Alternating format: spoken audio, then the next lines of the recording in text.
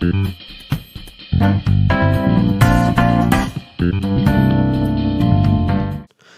it going, guys? Welcome to the Minute Channel. Today we're going to be talking about my Thursday topic. So, if you guys know, I do this Hot Topic Thursday where I talk about a particular subject that I feel like it might be a little controversial to say. So today we're going to be talking about Persona 5 and Persona 5 Strikers and Persona 5 Royal as kind of like this release that I feel like it should have been done differently or maybe released in a different format. Today we're going to be talking about that, and it's basically as the title says, I feel like Persona 5 Royal should have been a DLC.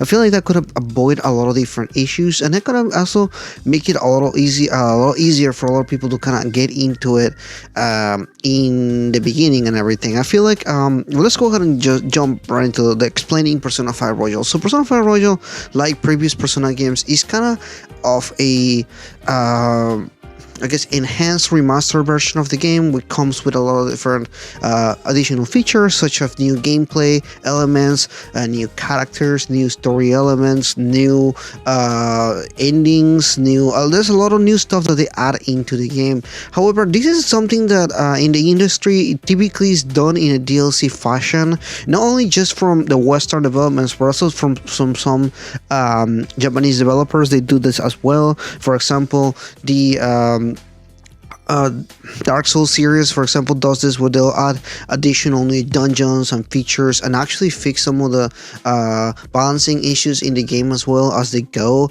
It's really normal for them to update and fix things like that, and I feel like that's one of the things where I almost feel like they failed or kind of missed in this point, because I feel like, I don't know if you can agree with me with this, but I really like the Persona 5 Royal content. I think that a lot of the stuff that they added was pretty good. For example, some of the new features and some of the dungeons being shortened were kind of nice. However, one of my biggest things that I actually liked was the third semester, the writing, the new characters, that kind of stuff. However, there is definitely a tonal difference between the new content and the old content, particularly when it comes to the writing on the new characters and the new dungeon as well. There's just a lot of new tonal elements that don't really match the themes and the pacing of the previous game. It almost feels really tacked on because it is, but it also makes it feel like there's a disconnection. Now, I mentioned before that it's done previously. Persona 4 Golden had a similar fashion where they added new stuff, but the way that they added and incorporated a lot of the stuff, it felt like it was really necessary. A lot of the new features in Persona 5 Royal don't really feel like they're necessary, such as the grappling hook and even some of the new areas that they added. A lot of those features didn't really need to be there. However, I do feel like there some of these elements, quality of life features, can be updated on the vanilla game and then have the third semester updated as a whole third semester extra 20 hours of gameplay, after 30 hours of gameplay as an additional thing, which is, again, it could be canon or whatever you want to say it, but still it could be additional stuff that it could have been added later. It really feels that a lot of this stuff could have been arranged in a different fashion, especially to avoid a lot of the confusion when it comes to what's canon or what the discussion between depending on what people are looking for and everything. I feel that a lot of this stuff was really missed opportunity on that end. Now, how I could have arranged that, I don't know. It just really depends on what you want to go for and everything, but I really do feel like a lot of these features could have been arranged differently to make it a little bit easier for players, especially for people that don't really want to go and play through the entirety of the game just to enjoy the new stuff.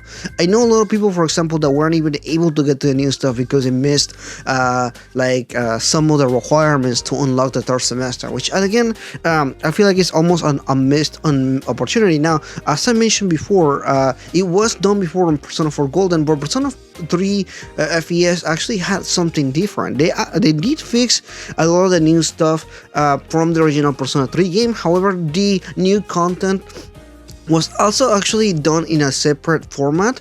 In Japan, for example, you could buy the answer as a separate, almost like a enhanced thing where you could just buy the separate storyline so you can play that.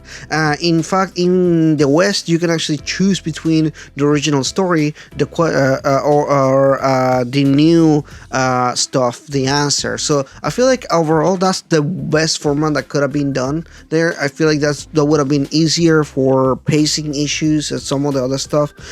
Again, don't get me wrong, I did enjoy and actually like quite a lot of the new stuff. However, at the same time, I do feel like there was a lot of disconnect when it comes to things like the pacing itself, characters.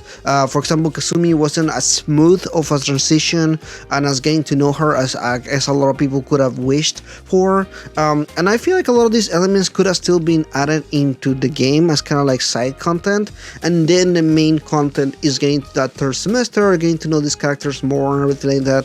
I feel like if we had done that separately, it could have been a much smoother experience. I don't feel like the other thing that I guess we can comment on is really the pricing. Paying a whole lot of $60 for a game like that, I don't think a lot of people were really comfortable on. In fact, I made a couple of videos on whether I think it was worth it, and I personally still feel that the $60 is worth it because I got my enjoyment out of it. In fact, I got over $200 200 hours of gameplay on Persona 5 Royal, but still I can see why some people wouldn't really want to spend that much time or wouldn't really want to spend that much money on it, especially if they already play vanilla.